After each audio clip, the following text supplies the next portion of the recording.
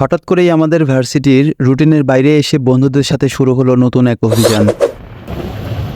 2 দিন ছুটিতে যশোর আর খুলনা যাওয়ার পরিকল্পনা নিয়ে আমরা মেতে উঠেছিলাম নতুন অভিজ্ঞতার খোঁজে।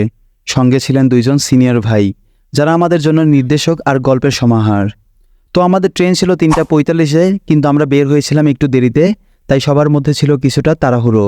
সঠিক সময়ে ট্রেনে উঠতে পারবো কিনা এই চিন্তা ছিল মাথায়। আমাদের ট্রেন ছিল পাবনার ঈশ্বরদী রেলওয়ে জংশন থেকে যশোরের উদ্দেশ্যে। যাত্রার শুরুটা ছিল উত্তেজনায় ভরপুর। 3:45 বাজতে না বাজতেই আমরা ঈশ্বরদী রেলওয়ে স্টেশনে পৌঁছে গেলাম। দেন সিএনজি ভাড়া দিয়ে প্ল্যাটফর্মের দিকে যাওয়া শুরু করি। খুবই তাড়াহুড়ার মধ্যে ছিলাম সবাই। দেন প্ল্যাটফর্মে এসে দেখি আমাদের ট্রেন ছাড়তে এখনও 2 মিনিট বাকি। এরপর আমরা একটি সেলফি ভিডিও নিয়ে সবাই ট্রেনে উঠে পড়ি। যাই হোক, শেষমেশ সঠিক সময়ে ট্রেনে উঠে আমরা রওনা দিলাম যশোরের পথে। ঈশ্বরদী থেকে যশোরের রাস্তায় আমাদের নজরে পড়ে বাংলাদেশের অনেক ঐতিহাসিক ও প্রকৃতির দৃষ্টিনন্দন স্থান।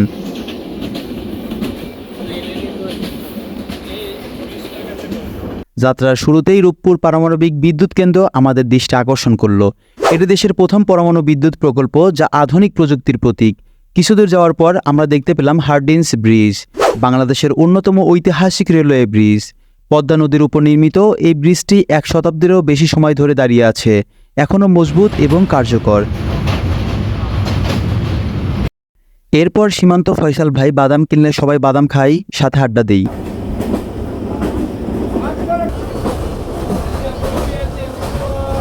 সিট থেকে উঠে ট্রেনের দরজার পাশে আমাদের যাওয়ার পথে যতগুলি স্টেশন পড়ছিল প্রায় সবগুলোতেই নয়ন ফয়সাল নামে। আমিও 2-1টাই নেমেছিলাম। যাই হোক, এভাবেই আড্ডা দিতে দিতে আমরা যশোরের দিকে যাচ্ছি।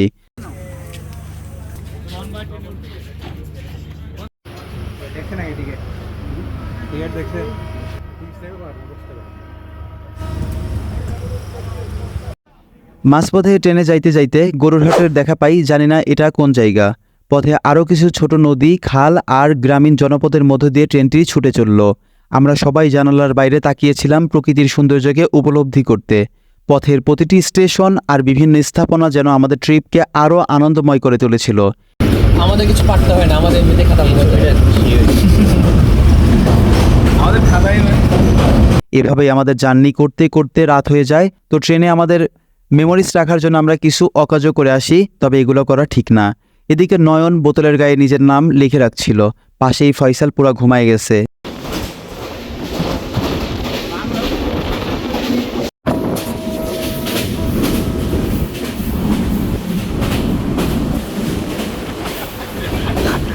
এরপর চলে আসে আমাদের গন্তব্য যশোরে। ট্রেন যশোর রেলওয়ে স্টেশনে আসলে আমরা সবাই ট্রেন থেকে নামি।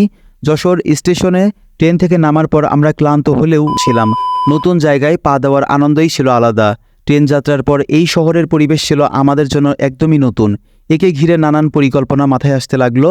আমরা ঠিক করলাম প্রথমে কোথায় যাব, কোন খাবার খাবো এবং যশোরের ঐতিহাসিক স্থানগুলো দেখব। পরের দিন ছিল আমাদের মূল ভ্রমণ শুরু করার দিন। তাহলে আমাদের যশোরের দিনগুলো কেমন কাটলো সেই গল্প শুনতে হলে অপেক্ষা করতে হবে পরবর্তী ভিডিওর জন্য, যেখানে আমরা যশোরের ঐতিহাসিক স্থানগুলো ঘুরে দেখব এবং নতুন অভিজ্ঞতা শেয়ার করব। সে পর্যন্ত সবাই ভালো থাকবেন, সুস্থ থাকবেন। আল্লাহ হাফেজ।